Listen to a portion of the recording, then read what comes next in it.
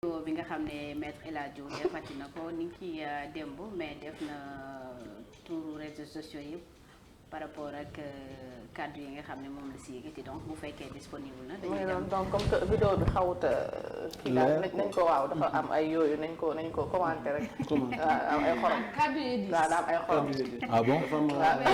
lii moom miin nañ ko ci moom da nga koy gis muy xorom donc yëkkati na ay kàddu doon joxe exemple ci Marine Le Pen ak ki nga xam ne moom moo di Macron waaye ñu gis ko aussi mu dugalaale ci sénégalais yi comme ni mu koy defee saa su nekk rek dugal ca papa ya ak yaay yaak lépp di saaga safal na ko voilà safal na ko ba mu sax comme ni ñu koy faral di gisee saa su nekk moom maître El Hadji Diouf donc depuis que mu ko wax démb ba tey da ngay gis nit ñi di ko partager ci réseaux sociaux yi ñenn ñi di ko moquer comme ni ñu koy faral di defee ne nan lañ ko tuddee di sax xaw ma acteur xaw ma ku koy bindal ay scénario am ñoom benn comédien lañ ko jàppee benn comédien lañ ko jàppee bu suba xëyee da ngay gis que ni vidéo am dafay gaaw nit ñi partagé ko ba noppi nga gis yenn commentaire yi nga xam ne ñi ngi ko koy bindal.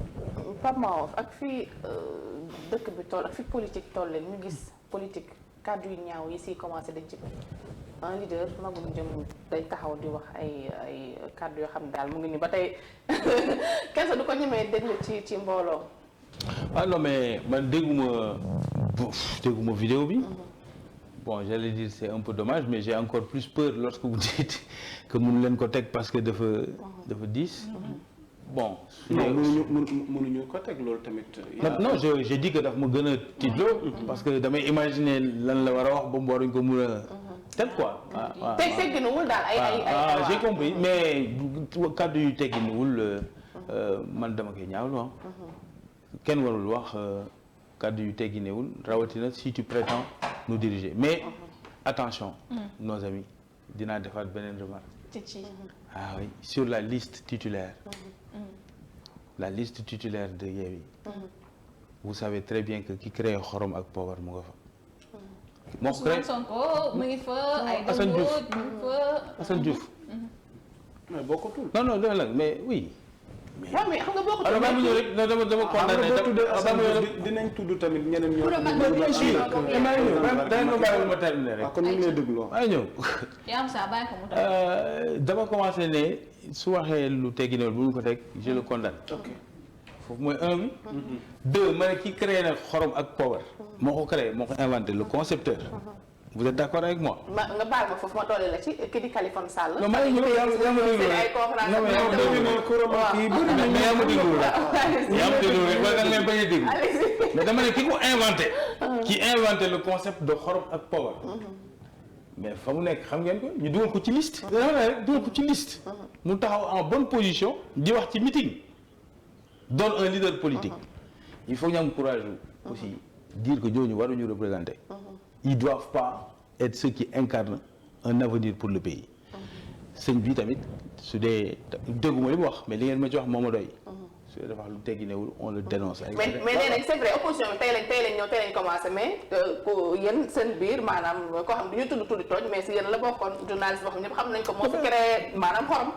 non xorom moom Assane Diouf moo créé. waaw mais maanaam ay kàddu yu non tey on voit ma dolli la ñu doon wax sànq tey on voit Khalifa Sall bi nga xamante ni. mën nañ ko méngale. mais pourtant maa ngi doon ñëw da nga ma dégluwul rek. waaw c'est-à-dire que après nag à partir de. kii fi njëkk a créé un événement digital. dans les réseaux sociaux. un rendez-vous pour ñuy déglu saaga du matin au soir. il est dans une liste qu'on connaît. d'accord mais am na liste. waaw ba mu ne rek loolu un la. deux chez nous. am na ñu fa nekk am style boobu aussi. yoo xam ne yi def mais moi je n'approuve kum ci munti doon. saaga yi kenn parce que à politique jotewul dara ak saaga. politique c'est s'engager pour son peuple pour son pays et faire des propositions yoo xam ne. mun na améliorer dundinu askan wi soo ko mënul. vraiment ba mu des lu dul tiim nit ñi. di leen saaga. franchement ce serait un peu dommage mais.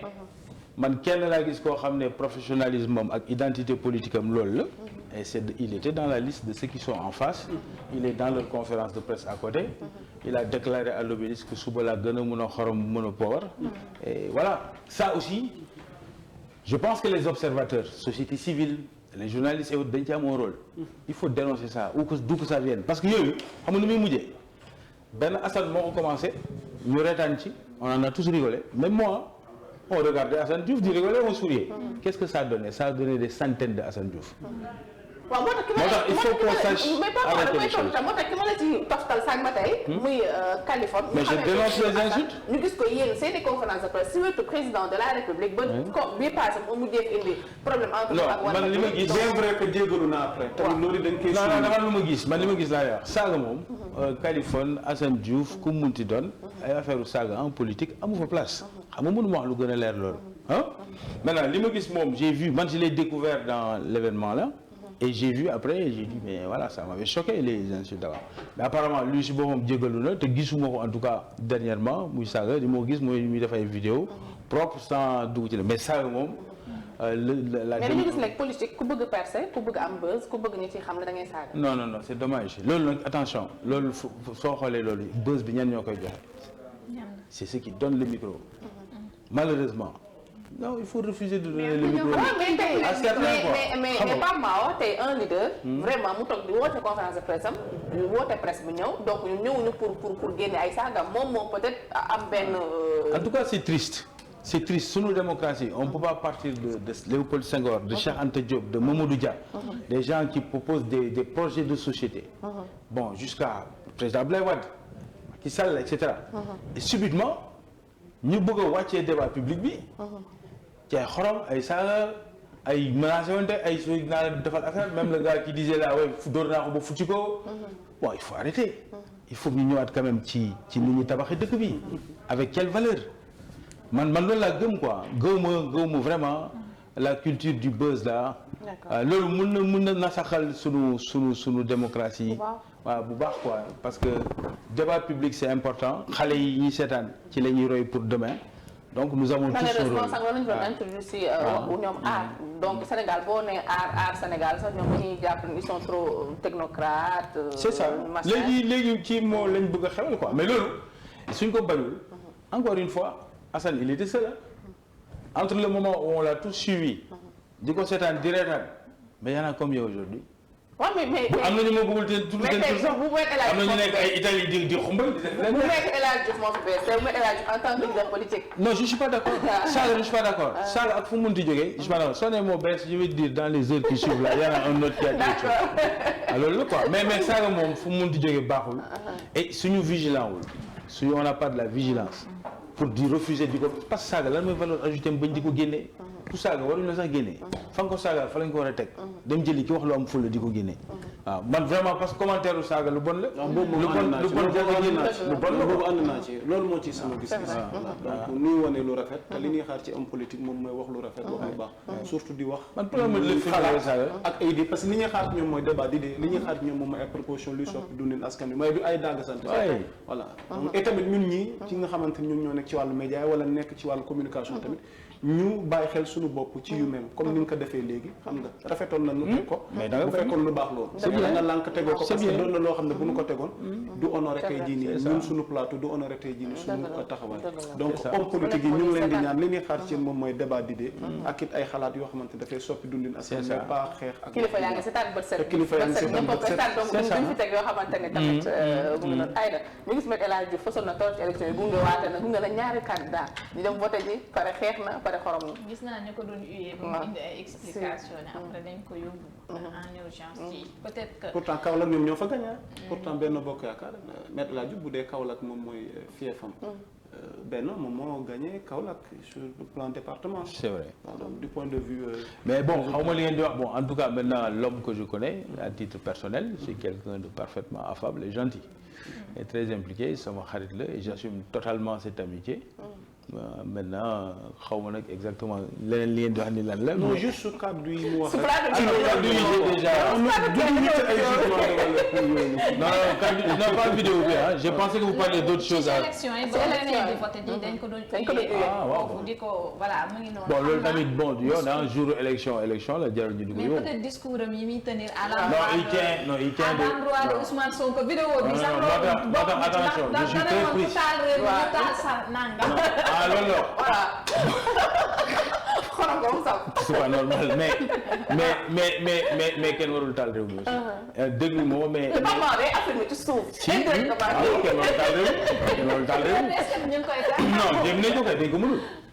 Ils ont essayé. Ah bon? Ah bien sûr. Mais yéen ñëpp vous avez entendu hein, les gens. On a entendu quoi?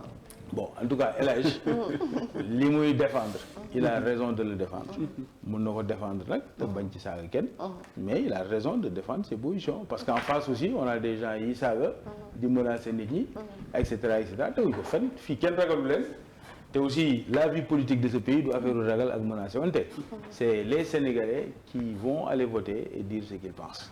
loolu la ñu war a jël daal def ko comme culture. ci réew mi mu installé wu parce que leneen mënu fee nekk nag. amul leneen lu fi mën a nekk. donc c'est un peu ça quoi. seetaanuma Casa de Papel mais damay dégg xale yi naan comme Casa de Papel. Ah, il faut regarder. Une série magnifique. Une série magnifique. donc dañuy àggale Aïcha Thiam ak yeneen ñaari actualité buzz yi nga xam ne moom moo si topp. beneen bi waxtaanee moom moo di kaw délégué Ama.